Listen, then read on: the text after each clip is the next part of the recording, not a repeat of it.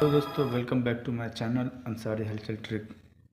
तो दोस्तों आज की इस वीडियो में हम बात करेंगे CC1 और CC2 ये दोनों क्या होते हैं और ये दोनों काम कैसे करते हैं और इनका फायर अलार्म सिस्टम में क्या योगदान है। तो CC1 फायर अलार्म सिस्टम में यूज़ किया जाता है बेसिकली डिवाइस को पैनल से कनेक्ट करने के लिए। इस पर हम बेसिकली यूज़ करते हैं स्मोक डिटेक्टर, MCP और साउंडर का कनेक्शन, वो भी इनपुट साइड से। और CC1 का काम ये होता है कि वो फायर अलार्म सिस्टम में सिग्नल रिसीव करके मेन पैनल को वो फीडबैक देता है। अगर CC1 में कुछ प्रॉब्लम आए तो फिर वो पैनल पे उसका खुद का प्रॉब्लम शो करेगा ओपन सर्किट के नाम से। CC2 जो फायर अलार्म सिस्टम में आउटपुट डिवाइस के लिए यूज़ होता है, जिसे साउंडर हुटर के नाम से जानते हैं। बेसिकली CC2 पर हम चलाते हैं fire alarm, fire sounder, hooter, siren, bell circuit, इन सब चीज़ों को हम CC2 पर चलाते हैं।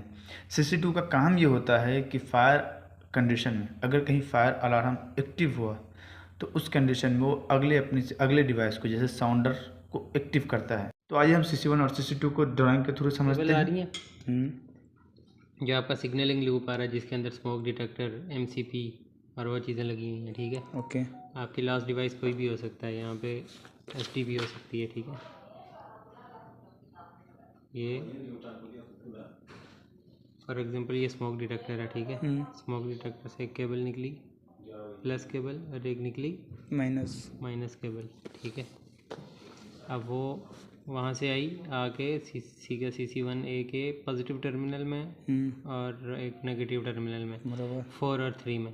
ठीक है, ये हमेशा SLC लूप के लिए होती हैं, 4, 3, 2 और 1। ठीक है, SLC का फुल फॉर्म SLC होती है सिग्नलिंग लाइन सर्किट। ठीक है, जो आपका लूप चल रहा होता है जिसमें इनिशिएटिंग डिवाइसेस होती हैं, smoke detector, heat detector, MCP और उसके बाद मॉड्यूल्स होते हैं। कुछ भी हो सकता है यहाँ पे, smoke detector, heat detector, MCP हो सकता है, CT1 हो सकती है, CT2 हो सकता है, कोई भी यहाँ पे कुछ भी डिवाइस हो सकती है। बराबर। ये पैनल से आ रहा है मतलब? हाँ, ये पैनल से आपका जो लूप आउट हुआ, लूप आउट होकर यहाँ पे आया, 4, 3 के अंदर इन हुआ, इन होकर 2, 1 से आउट हुआ, 2, 1 से आउट होकर नेक्स्ट डिवाइस में चला गया। वो कुछ भी हो सकती है। ठीक है, हीट भी हो सकता है, कुछ भी हमारा OSD, हीट, MCP, कुछ भी हो सकता कोई भी आपकी इनिशिएटिंग डिवाइस हो सकती है। ठीक है, उसके बाद ये इनके नीचे नंबरिंग होती है।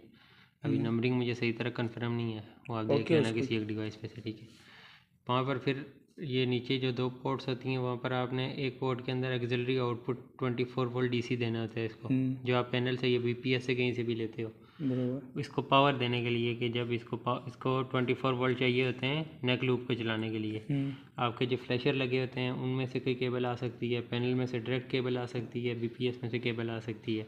ठीक है, ये आपने 24 वोल्ट इसको दिए, ये इसके अंदर गए, इसने इसको ऑपरेट करवाना है 24 वोल्ट। जब इसको सिग्नल मिलेगा इस लूप से, कोई भी डिवाइस एक्टिव होगी, ये इसको सिग्नल देगा डिवाइस को।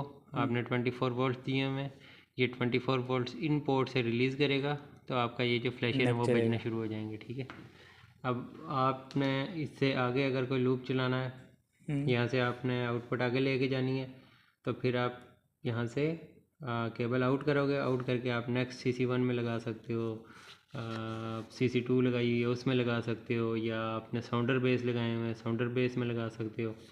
ये नेक लूप की 24 वोल्ट DC पावर है। ठीक है, अगर आपने सिर्फ एक ये डिवाइस चलानी है और कुछ नहीं चलाना, फिर आपके इस पोर्ट में से आउटपुट कुछ नहीं लोगे, सिर्फ यही लोगे। ठीक है, उसके बाद ये इसका नेक का पोर्शन है।